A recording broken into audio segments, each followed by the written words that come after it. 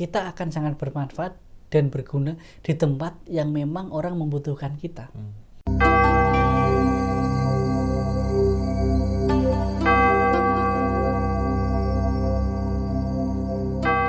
Para pendengar RRI khusus Pro 1 Makassar, terima kasih telah bergabung bersama kami kembali dalam acara Mimbar Agama Buddha, khususnya umat Buddha terkasih yang ada di lingkup Kota Makassar. Kali ini perkenalkan saya Adi Ahmad Gondo, dosen Unhas. Kali ini kita kedatangan seorang pakar, khususnya Bante Dirapuno. Beliau adalah anggota Sangha Agung Indonesia, saat ini sebagai anggota Lembaga Hubungan Sangha, Agama, dan Internasional. Kali ini kita akan membahas bagaimana sih tentang menjadi ada dalam tiada. Nah, menarik ini Bante. Terima kasih sudah bersedia sebagai narasumber kami dalam acara Mimbar Agama Buddha hari ini. Terima kasih kembali.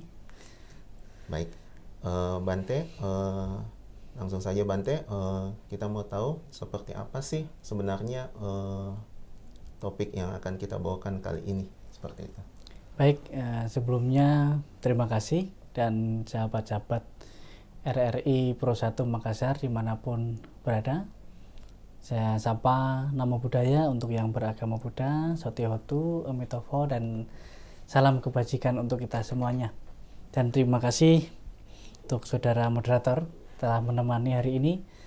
Jadi kita tadi disampaikan kita akan membahas topik yaitu menjadi ada dalam ketiadaan. Betul, Pak.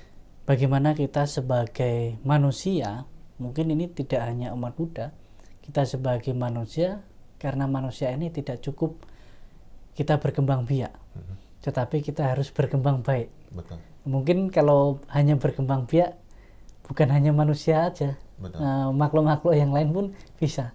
Tetapi tugas kita sebagai manusia bukan hanya berkembang biak, tetapi berkembang baik. Nah, apa sih hubungannya dengan topik kita pada kesempatan kali ini, yaitu menjadi ada dalam ketiadaan. Bagaimana kita seharusnya sebisa mungkin menjadi manusia yang bermanfaat bagi manusia lainnya.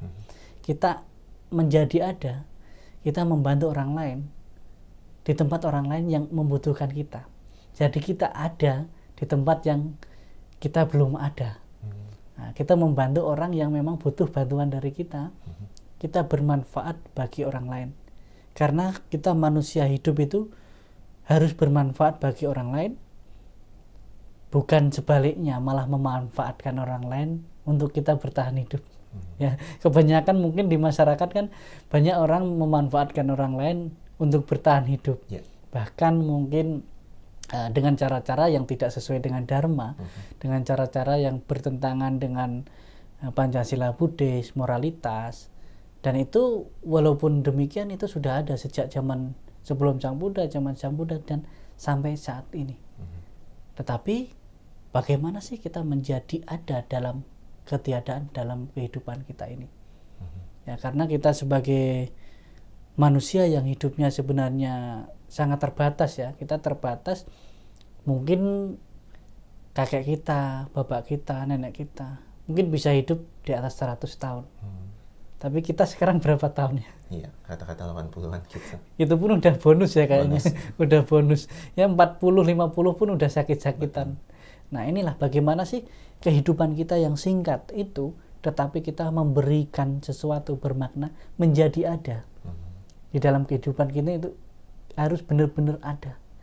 Maka kalau kita manusia hidup sesuai dharma, sesuai ajaran Buddha, sesuai ajaran apapun yang kita yakini, maka kita akan menjadi ada di kehidupan ini. Maka orang yang berguna bagi orang lain, yang memberi manfaat bagi orang lain, walaupun orang itu sudah meninggal, namanya tetap dikenang. Betul. Nama harum katanya kan. Nama harum dikenang orang. Ya karena keberadaannya selama masih hidup itu benar-benar ada. Tapi ada orang loh yang sudah mati, sudah kapanpun, orang itu nggak kenal siapa sih dia gitu. Inilah maksud saya menjadi ada dalam ketiadaan itu, kita benar-benar memanfaatkan kehidupan kita sebagai manusia itu kita ada untuk orang lain. Karena kalau lagu-lagu dari teman-teman kita Kristen, ada penggalan lagu yang saya suka itu, hidup ini adalah kesempatan, hidup ini untuk melayani. Betul. Itu loh seharusnya kita kan seperti itu hidup ini. Mungkin itu di awal ya, menjadi ada dalam ketiadaan itu. Mengenai keberadaan manusia, berarti kita bercerita tentang bagaimana eksistensi manusia ini. Seperti itu. Bagaimana sih caranya Bante kalau kita mau mengenali, misalnya kita punya potensi apa untuk bisa dibagi kebermanfaatannya terhadap manusia lain. Seperti itu. Ada satu hal yang ingin saya katakan, karena ini sering terjadi sama kita, sehingga sering membuat diri kita merasa tidak bermanfaat, tidak berguna.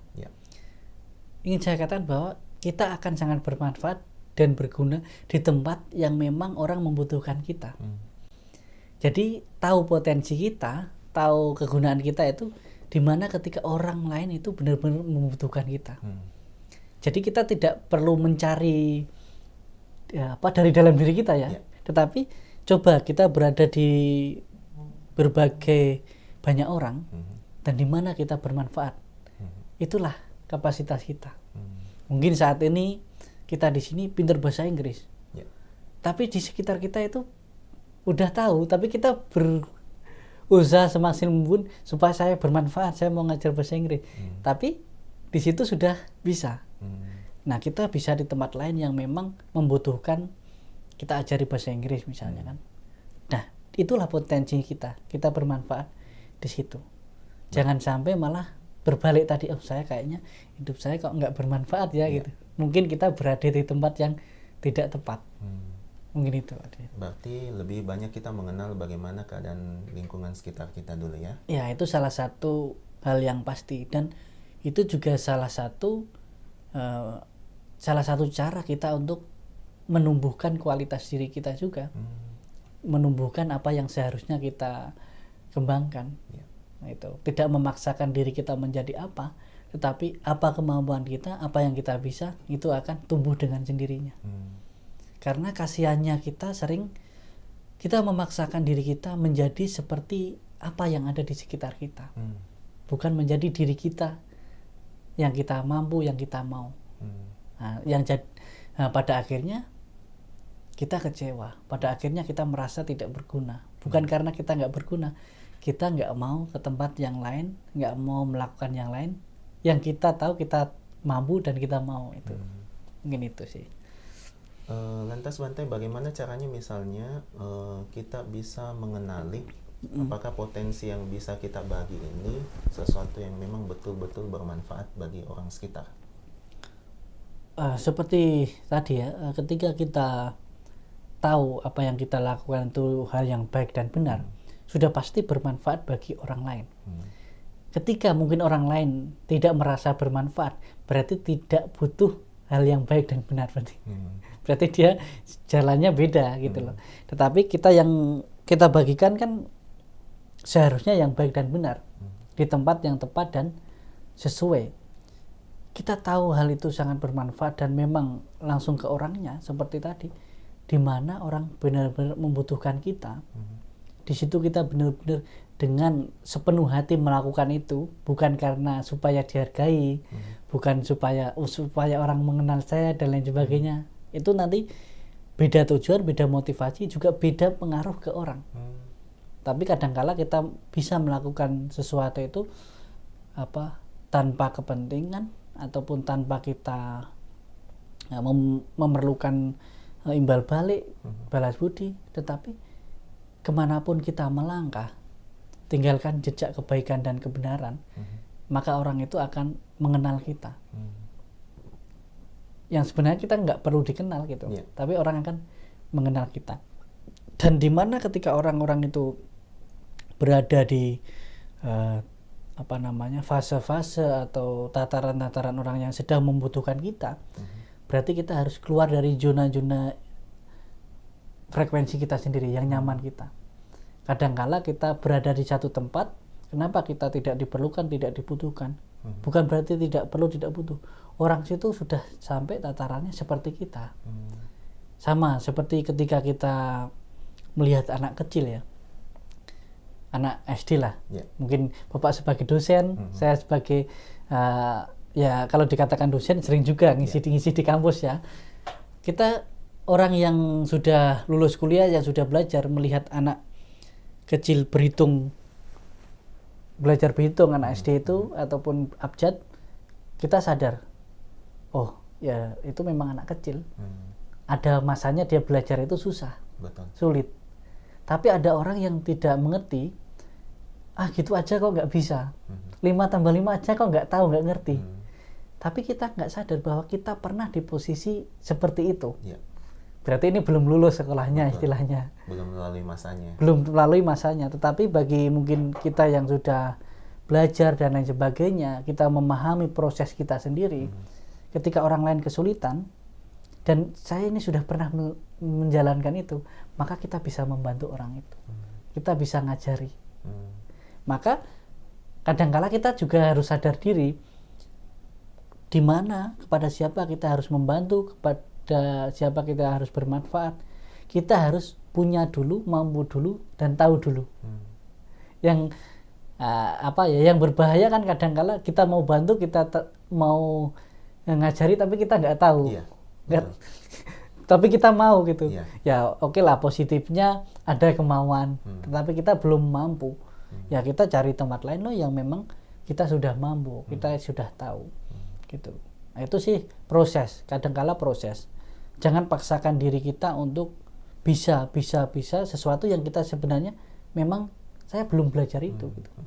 Sama seperti saya sebagai seorang mungkin bisa dikatakan yang berpakaian seperti ini, pemuka agama pada umumnya, saya akan menyampaikan sesuatu yang memang saya sudah pelajari, saya sudah jalani, dan sangat menjaga dan hati-hati. Saya sangat takut ketika menyampaikan sesuatu yang saya sendiri nggak tahu dan saya sendiri belum yakin nih. Nah, maka harus benar-benar untuk menjadi seperti ini pun harus belajar. Untuk menjadi ada dalam ketiadaan, kita harus ada dulu. Kita mau berbuat baik harus ada loh modalnya gitu. Kebaikan pun harus ada modal. Betul. Gitu. Walaupun mungkin kan dengan pikiran, dengan kita bisa berbuat baik kan dengan pikiran, dengan tenaga dan materi. Kalau pikiran kita saja masih kesana kesini, gimana kita mau membantu secara pikiran? Betul. Secara materi dan lain sebagainya. Mungkin itu. Jadi dimanapun kita mau membantu, mau berada, yang pastikan kita sudah punya, kita mampu, dan orang itu memang benar-benar belum punya dan butuh. Itu aja. Jangan memaksakan orang yang sudah punya, bisa kasih terus. Jadinya berbenturan. Nah itu salah satunya di situ. Berarti kalau kita bisa lihat, selain kita punya kemauan, kita juga harus mengenali potensi diri, apa yang bisa kita bagi. Nah, terkait mungkin para pendengar RRI Pro 1 Makassar, mungkin mau tahu bagaimana sih, apakah ada kisah Sang Buddha yang terkait dengan masalah ada dalam ketiadaan ini? Sudah pasti Sang Buddha setelah mencapai penerangan sempurna yang tertulis di Tripitaka, di situ kitab suci ya. Jadi awalnya Sang Buddha kan berpikir bahwa apakah saya harus mengajar? Orang ini nggak mampu ini gitu istilah. Maka disitulah ada Brahma Sahampati memohon kepada Sang Buddha. Sang Buddha, ajarkanlah Dhamma kepada kita yang ada sedikit debu di mata mereka, di mata manusia kita, bahkan para dewa dan manusia waktu itu. Sang Buddha bukan ragu sebenarnya, tapi Sang Buddha harus diminta dulu untuk mengajar. Kenapa? Supaya tahu memang orang-orang ini benar-benar butuh, dan orang-orang ini siap menerima. Seorang guru yang bijaksana, dia akan mengajar kalau orang itu memang mau jadi muridnya atau mau diajar. Bukan kok tiba-tiba datang, ini sini saya ajari. Ini beda, ini cari murid namanya kan. Nah, itu bedanya di situ. Sang Buddha menjadi ada dalam ketiadaan. Dia tahu bahwa orang-orang ini, para biku waktu itu, para belum biku ya, karena di awal kepada 5 pertapa, para pertapa ini sudah mumpuni untuk menerima ajaran ini. dan dia belum tahu hal yang saya temukan, yaitu 4 kebenaran Arya dan apapun yang diajarkan oleh Pangeran Siddhartha menjadi Buddha itu mendapatkan banyak hal pengetahuan dan wawasan yang 5 pertapa itu belum punya, gitu loh. Dan Buddha tahu ini orang ini mampu. Nah, seperti tadi pertanyaan tadi sebelumnya, itu kelemahan kita nggak mampu membaca pikiran orang kadang-kala, tapi kita tahu dia tatarannya sampai mana, misalnya sekolahnya, pergaulannya, kita kan bisa selidiki. Sama seperti Buddha tahu bahwa 5 pertapa itu mampu menerima ajaran, maka diajarkanlah ajaran kepada 5 pertapa. Dan setelah itu para pertapa itu mampu memahami dan mendapatkan apa yang diajarkan oleh Sang Buddha ini sendiri. Jadi disitulah Sang Buddha menjadikan sesuatu yang belum ada menjadi ada di dalam diri orang lain. Nah, itu baru hanya sekedar ajaran, belum sifat cinta kasihnya kepada semua makhluk. Kalau bukan karena cinta kasih, ngapain Sang Buddha ngajar? Betul. Selama itu kepada begitu banyak orang. Sang Buddha itu bukan hanya menjadi ada dalam ketiadaan, tapi beliau berusaha menjadikan manusia itu benar-benar tiada lagi. Tiada maksudnya mencapai kesucian benar sempurna, kebahagiaan tertinggi. Maka kita sering mendengar Dhamma diajarkan, Sang Buddha yang bilang Dhamma saya ajarkan karena Dhamma ini mampu membebaskan orang dari penderitaan. Kalau tidak mampu, tidak saya ajarkan, istilahnya gitu. Betul. Sama kalau kita tahu orang ini, ini ilmu yang saya bagikan ini mampu membuat kamu mungkin lebih bahagia, lebih sukses, maka saya kasih. Tapi kalau nggak bisa dan nggak istilahnya nggak bermanfaat apapun, ngapain kita kasih itu gitu loh. Betul. Jadi ibarat kita kasih barang kepada orang lain dan kita tahu bahwa orang itu butuh barang ini dan memang benar-benar bermanfaat. Bukan kita kasih yang kita punya, tidak. Jadi memberi itu yang bijak itu bagaimana ketika orang itu mampu menggunakan dan memang seperlunya. Nah, kita misalnya kasih senjata lain sebagainya, jangan ke anak-anak, jangan ke orang-orang yang tidak bisa menggunakan itu. Nanti malah salah pakainya. Nah, kadangkala anak kecil kita kasih uang banyak, ya malah beda. Tetapi anak yang masih dalam kondisi belajar dan lain sebagainya, sekolah, ya kasih perlengkapan sekolah. Ketika orang dalam kondisi mungkin anak-anak muda misalnya galau dan lain sebagainya, nah itu baru dikasih semangat, kasih pemahaman. Orang yang sedang kehilangan lain sebagainya, ya topiknya adalah menerima dan melepaskan. Bukan kok kadangkala ada orang kehilangan, gitu aja kok cengeng gitu. Ini kan bukan pada tempat dan waktu yang sesuai. Betul. Nah, itu kadangkala kita juga harus bijaksana juga gitu loh. Mungkin itu salah satunya. Berarti Sang Buddha ternyata perlu mengenali interaksi terhadap lingkungannya seperti itu. Dan pasti. Kepada siapa ajaran tersebut diajarkan. Ajarkan. Dan itulah yang kadangkala kita umat Buddha khususnya ya, kita harus pahami. Jadi Sang Buddha mengajarkan Dharma itu setiap tempat, setiap tingkatan manusia bahkan dewa yang diajarkan pun berbeda-beda. Topiknya berbeda. Ini untuk siapa gitu. Untuk perumah tangga yang diajarkan Pancasila Buddhis. Betul. Untuk para bhikkhu misalnya tentang Anatalakana Sutta, ketidakkekalan. Kepada para dewa Abhidhamma. Nah, yang lucunya manusia sekarang semua mau dipelajari kan. Dari Sutta, Vinaya, Abhidhamma, kalau bisa semua harus dipraktekkan. Ya, kita jadinya sedikit-sedikit nanti kita Abhidhamma. Yang Pancasila Buddhis aja belum kita jalankan. Udah ke Abhidhamma. Kadang masih bolong ya. Nah, Abhidhamma diajarkan kepada siapa? Para dewa di surga Tawatimsa. Tapi kita manusia yang masih di Makassar sini mau seperti semua harus kita praktekkan. Betul. Yang berat 5 sila dulu itu yang menjadi dasar bagi kita kan itu. Mungkin itu perumpamaannya. Bukan berarti kita nggak boleh belajar. Boleh dan harus belajar. Cuma tahu ini hanya sebagai pengetahuan dan mana yang harus kita makan gitu. Dan harus kita praktekkan. Tidak semua harus semua. Enggak. Kalau bisa ya bagus gitu. Tetapi kadang-kala kita memaksakan diri kita Dan jadinya kita nanti salah paham. Karena belajar Dharma, belajar Sutta itu untuk lebih bijaksana, untuk kita lebih bisa praktek, bukan menambah menambah mungkin kesombongan kita, bahkan keserakan kita, bahkan kebencian kita kepada orang lain yang belum tahu.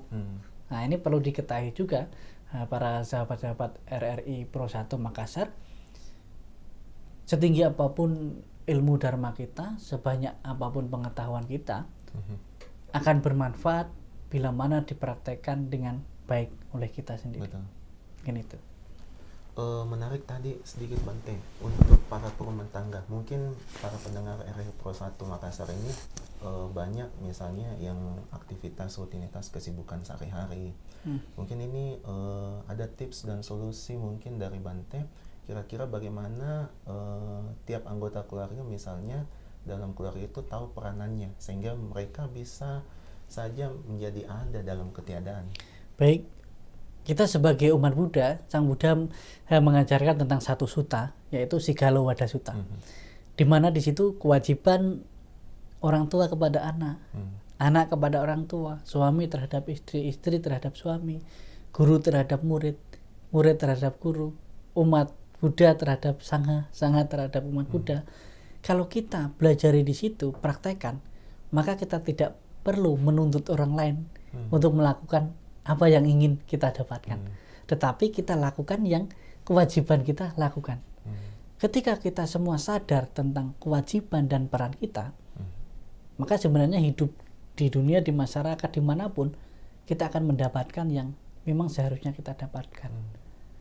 Permasalahannya kadang misalnya pasangan suami istri, istrinya bilang, apa yang kamu bisa lakukan untuk saya? Betul. Dan pasangannya juga demikian. Jadi keduanya sibuk menuntut, tidak melakukan kewajibannya. Maka mari para sahabat-sahabat Dharma RRI Pro 1 Makassar, mari kita melihat, menilik balik ke dalam diri kita sendiri, apa sih yang seharusnya kita jalankan, kewajiban yang harus kita lakukan, bukan menuntut orang lain melakukan untuk kita, tetapi apa yang kewajiban yang kita lakukan, belum lakukan, mari kita lakukan bersama-sama supaya kita menjadi ada dalam ketiadaan. Kita benar-benar menjalankan peran kita dan kita bermanfaat untuk yang memang memerlukan peran itu. Menjadi orang tua, ya kita menjalankan hak dan kewajiban kita untuk anak. Sebagai anak, Anda berbakti dan lain sebagainya, itu bukan suatu hal yang jangan terpaksa, tapi itu hal yang harus kita lakukan sebagai anak.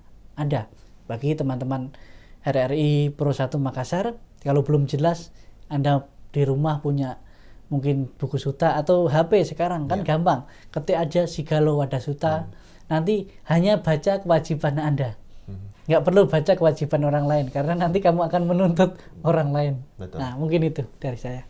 Baik, tidak terasa ini Bante, kita sudah capai di penghujung acara. Mungkin ada tips bagi pendengar Pro RRI Makassar untuk bagaimana mempertahankan eksistensi daripada kehadiran kita dalam ketiadaan. Iya, kita sebagai umat Buddha hidup sebagai manusia yang singkat di kehidupan saat ini, maka jangan sia-siakan kehidupan kita. Kita menjadi manusia harus bermanfaat bagi orang lain, jangan sampai kita memanfaatkan orang lain untuk kita bertahan hidup.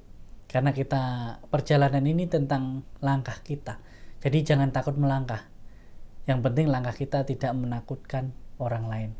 Jadi cepat tidak harus berlari, apalagi lari dari kenyataan. Pesan terakhir dari Sang Buddha, Wayadhamata sangkara apamadena sampatita.